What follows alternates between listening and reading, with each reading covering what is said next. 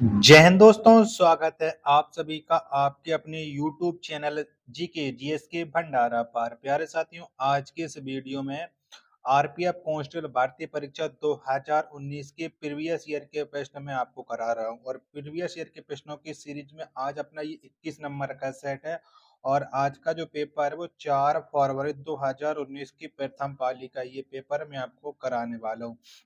तो इस वीडियो को आप लोग शुरू से लेकर के एंड तक है फुल वॉच करते रहना। अगर आपको ये वीडियो पसंद आए तो वीडियो को एक बार लाइक कर देना। चैनल को आपने अभी तक सब्सक्राइब नहीं कर रखा होगा तो चैनल को आप लोग जरूर सब्सक्राइब कर लीजिएगा और इस वीडियो को अपने दोस्तों के पास जरूर शेयर कर दीजिएगा। शुरू से लेकर के एंड तक फुल वॉच करना है और कमेंट बॉक्स में आपको अपना स्कोर है बताना है। तो पहला प्रश्न है आपके सामने कि पूर्व नियोजित क्रम में अथवा निश्चित क्रम में भूमि के एक टुकड़े पर है विभिन्न फसलों के उत्पादन को कहा जाता है। तो क्या कहा जाता है? तो इसे कहा जाता है सस्यावर्तन। यानी एक का दूसरा ऑप्शन एकदम करेक्ट आंसर है हो जाएगा। दूसरा प्रश्न है आपके सामने कि मिट्टी में क्षरणीय जैविक पदार्थों के भाग होते हैं जिन्हें कहा जाता है। तो इन्हें क्या कहा जाता है? तो इन्हें जीवाश्म कहा जाता है। यानी दो का जितने भी लोग हैं चौथा ऑप्शन दे रहे हैं उनका करेक्ट आंसर है हो जाएगा। तीसरा प्रश्न है आपके सामने कि भारतीय अर्थव्यवस्था पर सांख्यिकी की पुस्तिका को कौन प्रकाशित करता है? यानी हैंडबुक कौन किसके द्वारा प्रकाशित की जाती है? चारों ऑप्शन आपकी स्क्रीन पर शो रहा है। तो इसे भारतीय रिजर्व बैंक के द्वारा प्रकाशित किया जाता है। तीसरे का चौथा ऑप्शन है करेक्ट आंसर हो जाएगा। चौथा प्रश्न है आपके सामने कि 1947 में गठित प्रारूप समिति के अध्यक्ष निम्नलिखित में से कौन है? तो कौन है? तो प्रारूप समिति के जो अध्यक्ष थे वो थे डॉक्टर वी आर अम्बेडकर। चौथा का दूसरा ऑप्शन देने वाले सभी लोगों का ये करेक्ट आंसर है हो जाएगा। पांचवा प्रश्न है आपके सामने कि तांडव नृत्य मुद्रा में प्रसिद्ध नटराज की मूर्ति निम्नलिखित में से किस काल की है? तो किस काल की है नटराज की मूर्ति? पांच का आंसर आपको बताना है। तो ये चोल काल की है। पांचवा का पहला ऑप्शन है वो राइट आंसर हो जाएगा। छठवां प्रश्न आ जाता है कि प्रधानमंत्री उज्ज्वला योजना डॉट डॉट से संबंधित है। तो बताओ प्रधानमंत्री उज्ज्वला योजना का संबंध किससे है? चारों ऑप्शन आपकी स्क्रीन पर शो हो रहे हैं। तो बीपीएल महिलाओं को रसोई गैस कनेक्शन से संबंध रखती है प्रधानमंत्री उज्ज्वला योजना। पहला ऑप्शन करेक्ट आंसर हो जाएगा छठवें प्रश्न का। सातवां प्रश्न आपके सामने आ जाता है कि दादा भाई नौरोजी ने ईस्ट इंडिया एसोसिएशन की स्थापना कहाँ की थी? तो बताओ कहाँ पर की गई थी ये स्थापना आपको बताना है। सात का राइट आंसर क्या हो जाएगा? तो ये ईस्ट इंडिया एसोसिएशन की स्थापना दादा भाई नौरोजी के द्वारा लंदन में की गई थी। सात का चौथा ऑप्शन है करेक्ट आंसर है हो जाएगा। अगला प्रश्न संख्या 8 है आपके सामने की कोयलाडी एक डॉट डॉट है। तो बताओ कोयलाडी क्या है, किसका मिश्रण है? तो कोयलाडी यह एक विजातीय मिश्रण है। 8 का पहला ऑप्शन देने वाले सभी लोगों का करेक्ट आंसर हो जाएगा। नौवां प्रश्न आ जाता है कि हाजी तीर्थ स्थल केंद्र निम्न में से किस राज्य में स्थित है? तो बताओ ये हाजी तीर्थ स्थल है कहाँ पर है? नौ का आंसर आपको देना है। तो ये असम में स्थित है। नौ का पहला ऑप्शन है करेक्ट आंसर है हो जाएगा। 10वां प्रश्न आ जाता है कि समाजवादी शब्द को भारतीय संविधान की प्रस्तावना में जोड़ा गया था। तो कब जोड़ा गया था समाजवादी शब्द को? ये आपको बताना है। 10 का राइट आंसर क्या हो जाएगा? तो समाजवादी शब्द को 1976 में जोड़ा गया था। 10 का तीसरा ऑप्शन है वह करेक्ट आंसर है हो जाएगा। 11वां प्रश्न आ जाता है कि प्रथम गोलमेज सम्मेलन कब आयोजित किया गया था? तो कब हुआ था प्रथम गोलमेज सम्मेलन? ये आपको बताना और ये क्वेश्चन का तो आंसर आपको जिंदगी में कभी भी गलत नहीं करना है। तो 1930 में प्रथम गोलमेज सम्मेलन का आयोजन हुआ था। 11 का पहला ऑप्शन है वो करेक्ट आंसर हो जाएगा। 12वां प्रश्न है कि भारतीय संविधान में किस कानून को देश का सर्वोच्च कानून कहा गया है? तो किस कानून को कहा गया है? 12 का आंसर आपको बताना है। तो संवैधानिक नियम को सर्वोच्च कानून कहा गया है देश का। चौथा ऑप्शन करेक्ट आंसर हो जाएगा पिन संख्या 12 का। 13वां प्रश्न आ जाता है आपके सामने कि विश्व में मैग्नीज का प्रमुख उत्पादक देश है। बताओ कौन सा है विश्व में? तो विश्व में मैंगनीज का जो प्रमुख उत्पादक देश है वो दक्षिण अफ्रीका है। 13 का चौथा ऑप्शन में करेक्ट आंसर हो जाएगा। 14वां प्रश्न आपके सामने आया कि गोइटर के उपचार में किसका उपयोग किया जाता है? तो बताओ किसका उपयोग करते हैं गोइटर के उपचार में? 14 का आंसर आपको देना है। तो इसमें आयोडीन का आइसोटॉप का उपयोग करते हैं। 14 का चौथा ऑप्शन है करेक्ट आंसर हो जाएगा। 15वां प्रश्न आपके सामने है कि 1931 में द्वितीय गोलमेज सम्मेलन कहाँ आयोजित किया गया था? कहाँ पर हुआ था? तो 1931 में जो द्वितीय गोलमेज सम्मेलन हुआ था, इसका आयोजन लंदन में किया गया था। 15 का चौथा ऑप्शन राइट आंसर है, हो जाएगा। चलिएगा, नेक्स्ट प्रश्न आ जाता है आपके सामने, प्रश्न संख्या 16 है कि भारत के राष्ट्रपति का कार्यकाल होता है तो कितना होता है भारत के राष्ट्रपति का? तो ये इजी और एक आसान सा प्रश्न है। भारत के राष्ट्रपति का कार्यकाल है वो 5 वर्षों का होता है। 16 का तीसरा ऑप्शन राइट आंसर है, हो जाएगा। 17 प्रश्न है आपके सामने कि भारत के निम्नलिखित राज्यों में से किस राज्य में आम्र की वर्षा का अनुभव किया जाता है? तो किस राज्य में किया जाता है? 17 का आंसर आपको बताना है। तो आम्र की वर्षा का जो अनुभव है वो केरल राज्य में किया जाता है। 17 का पहला ऑप्शन है, करेक्ट आंसर हो जाएगा। अगर आपको ये वीडियो पसंद आ रही तो प्लीज वीडियो को एक बार आप लोग लाइक जरूर कर देना। चैनल को अभी तक आपने सब्सक्राइब नहीं कर रखा हुआ तो चैनल को आप लोग जरूर सब्सक्राइब कर लीजिएगा। 18वां प्रश्न है आपके सामने, किसने प्रस्तावना को संविधान का सार कहा है? तो बताओ किसने कहा है? 18 का आंसर आपको बताना है।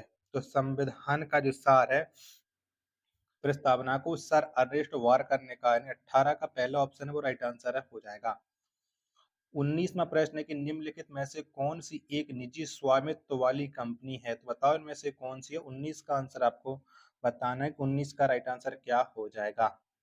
तो एक निजी स्वामित्व वाली जो कंपनी है वो टाटा स्टील लिमिटेड है। 19 का चौथा ऑप्शन है वो करेक्ट आंसर हो जाएगा। 20वां प्रश्न आ जाता है कि निम्नलिखित में से कौन सा मृदा आर्द्रता अनावृष्टि के रूप में भी जाना जाता है? तो बताओ कौन जाना जाता है? 20 का आंसर आपको बताना है। तो कृषि अनावृष्टि को जाना जाता है। 20 का पहला ऑप्शन है वो राइट आंसर है, हो जाएगा। 21वां प्रश्न आपके सामने कि हरिजन पत्रिका का प्रकाशन किसने किया था? तो बताओ किसके द्वारा ये हरिजन पत्रिका का प्रकाशन किया गया था? 21 का आंसर आपको बताना है। तो ये महात्मा गांधी के द्वारा किया गया था। 21 का पहला ऑप्शन है वो राइट आंसर है, हो जाएगा। 22वां प्रश्न है आपके सामने कि पावर का एसआई मात्रक यानी शक्ति का एसआई मात्रक आपको बताना है कि 22 का राइट आंसर क्या हो जाएगा? तो ये वाट है। 22 का पहला ऑप्शन है वो करेक्ट आंसर हो जाएगा। 23वां प्रश्न है कि भारतीय संविधान के निम्नलिखित में से किस अनुच्छेद में स्वतंत्रता के अधिकार के प्रावधान है? बताइए कौन से अनुच्छेद में? 23 का आंसर आपको बताना है कि 23 का राइट आंसर है, क्या हो जाएगा। चलिएगा, ये रहे आपके चारों ऑप्शन। 23 का जितने भी लोग दे रहे हैं अनुच्छेद 19 से 22 तक, चौथा ऑप्शन करेक्ट आंसर आप लोगों का हो जाएगा। 25वां प्रश्न है कि हड़प्पा सिंधु घाटी सभ्यता का एक महत्वपूर्ण स्थान किस नदी के किनारे स्थित है? तो बताइए कौन से नदी के तट पर है? 24 का आंसर आपको बताना है। तो ये रावी नदी के तट पर स्थित है। 24 का तीसरा ऑप्शन करेक्ट आंसर हो जाएगा। 25वां प्रश्न आ जाता है कि नवंबर 1946 में इस योजना के तहत संविधान सभा का गठन किया गया था। तो कौन सी योजना के तहत संविधान सभा गठन हुआ था, ये आपको बताना है। प्रश्न संख्या 25 का राइट आंसर क्या हो जाएगा? तो कैबिनेट मिशन योजना के तहत संविधान सभा का गठन हुआ था। 25 का चौथा ऑप्शन देने वाले सभी का करेक्ट आंसर हो जाएगा। 26वां प्रश्न आ जाता है कि निम्नलिखित में से कौन ऊष्मा और विद्युत का दुर्बल चालक है? बताओ कौन है? 26 का आंसर आपको बताना है। तो ऊष्मा और विद्युत का जो दुर्बल चालक है वो अधातु है। 26 का पहला ऑप्शन है करेक्ट आंसर है, हो जाएगा। 27वां प्रश्न है कि निम्नलिखित में से कौन पेट्रोलियम निर्यातक देशों का सदस्य है, यानी ओपेक का सदस्य इनमें से कौन सा? 27 का आंसर आपको बताना है। चारों ऑप्शन आपकी स्क्रीन पर शो हो रहा है। तो ओपेक की जो स्थापना वो 1960 में बगदाद इराक में हुई थी और इसका जो सदस्य देश है वो लीबिया है। 27 का चौथा ऑप्शन है वो करेक्ट आंसर है, हो जाएगा। 28वां प्रश्न है कि दो लगातार संकुचन या दो लगातार विरलन के योगफल के बीच की दूरी को कहा जाता है? तो बताओ बीच की दूरी को क्या कहते हैं? इस बीच की दूरी को तरंग दैर्घ्य कहा जाता है। 28 का तीसरा ऑप्शन है वो करेक्ट आंसर है, हो जाएगा। 29वां प्रश्न है आपके सामने कि अर्थव्यवस्था में जीडीपी का पूर्ण रूप क्या है, यानी जीडीपी का फुल फॉर्म आपको बताना है कि 29 का राइट आंसर क्या हो जाएगा। तो जीडीपी का जो फुल फॉर्म है वो है ग्रॉस डोमेस्टिक प्रोडक्ट, यानी 29 का तीसरा ऑप्शन है वो राइट आंसर है, हो जाएगा। 30वां प्रश्न आ जाता है आपके सामने कि निम्नलिखित में से कौन सी नदी यमुना की दाहिने किनारे की एक सहायक नदी है? तो बताओ कौन सी इनमें से यमुना की दाहिने किनारे की सहायक नदी। 30 का राइट आंसर क्या हो जाएगा? तो ये कीन नदी है। 30 का दूसरा ऑप्शन है वो राइट आंसर है हो जाएगा। 31वां प्रश्न है कि ओलंपिक का मूल डॉट डॉट से जुड़ा है। तो बताओ ओलंपिक का मूल किससे जुड़ा हुआ है? 31 का आंसर आपको देना है। तो ये ग्रीक से जुड़ा हुआ है। 31 का पहला ऑप्शन है करेक्ट आंसर है हो जाएगा। आशा करता हूँ कि आपको ये वीडियो जरूर पसंद आ रही होगी, तो प्लीज आप वीडियो को लाइक जरूर करें। चैनल को सब्सक्राइब नहीं कर रखा होगा तो चैनल को आप लोग जरूर सब्सक्राइब कर लीजिएगा और वीडियो को अपने दोस्तों के पास ज्यादा से ज्यादा शेयर कीजिएगा। 32वां प्रश्न आपके सामने कि सागौन, साल और शीशम जैसे पेड़ों की प्रजातियां किस प्रकार के जंगलों में पाई जाती हैं? तो बताओ ये किस प्रकार के जंगलों में पाई जाती हैं? 32 का आंसर आपको बताना है कि 32 का राइट आंसर क्या हो जाएगा। तो ये प्रजातियां उष्णकटिबंधीय आर्द्र पर्णपाती वन में पाई जाती हैं, यानी चौथा ऑप्शन करेक्ट आंसर इसका हो जाएगा। 33वां प्रश्न है कि निम्नलिखित में से किस खेल में बल्ले की जरूरत होती है? बताओ इनमें से कौन से खेल में बल्ले की जरूरत पड़ती है? 33 का आंसर आपको बताना है। तो सॉफ्ट बॉल में पड़ती है। 33 का तीसरा ऑप्शन है करेक्ट आंसर है हो जाएगा। 34वां प्रश्न है आपके सामने किसने संरचना और कार्य में समान कोशिकाओं का समूह कहा जाता है? बताओ किसे कहा जाता है? 34 का आंसर आपको देना है। तो ये ऊतक को कहा जाता है। 34 का चौथा ऑप्शन करेक्ट आंसर है हो जाएगा। 35वां प्रश्न है आपके सामने कि निम्नलिखित में से किस विदेशी यात्री ने तेलुगु भाषा को पूर्व की इतालवी कहा या पूर्व की इटली कहा? ये आपको बताना। 35 का राइट आंसर क्या हो जाएगा? तो ये तक कहा था निकोलो कॉन्टी ने, यानी पहला ऑप्शन करेक्ट आंसर है हो जाएगा। 36वां प्रश्न है आपके सामने कि SEZ क्या है जिससे विदेशी निवेशों को आकर्षित करने के लिए स्थापित किया गया है? तो बताओ ये क्या है SEZ, ये आपको बताना। चारों ऑप्शन आपकी स्क्रीन पर शो रहा है। 36 का आंसर आपको देना है। तो 36 का जितने भी लोग बता रहे हैं विशेष आर्थिक क्षेत्र, यानी दूसरा ऑप्शन इसका करेक्ट आंसर है हो जाएगा। 37वां प्रश्न आ जाता है कि जब कोई वस्तु समान गति से वृत्ताकार पथ में गतिमान होती है तो उसकी गति कहलाती है।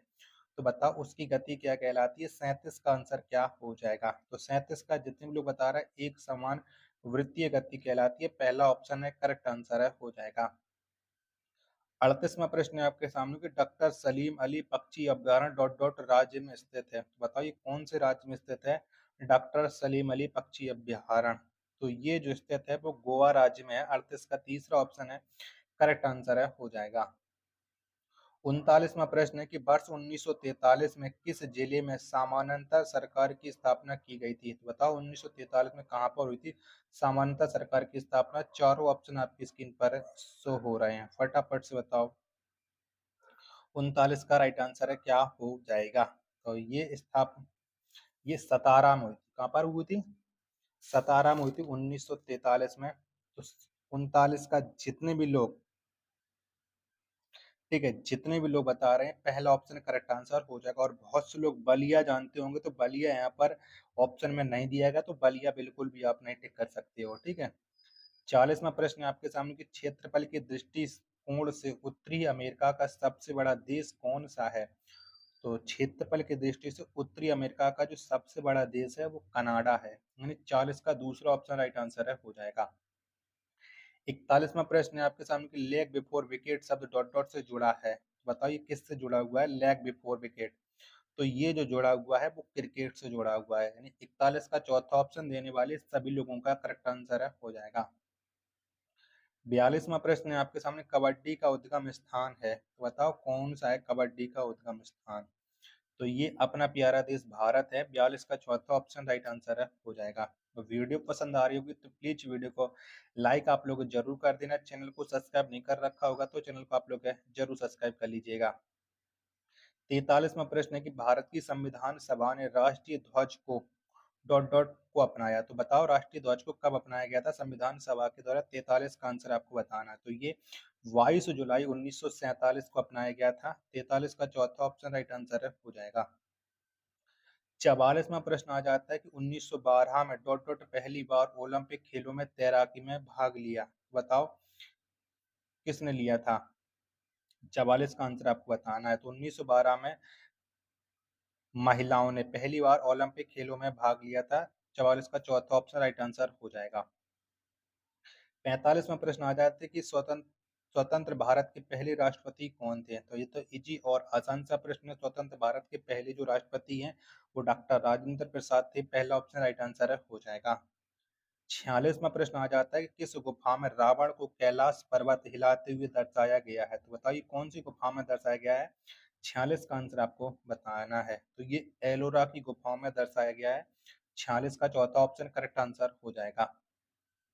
47वां प्रश्न है आपके सामने कि देवधर ट्रॉफी निम्नलिखित में से किस प्रतिस्पर्धा से संबंधित है? बताइए देवधर ट्रॉफी किससे संबंध रखती है? 47 का आंसर आपको बताना है।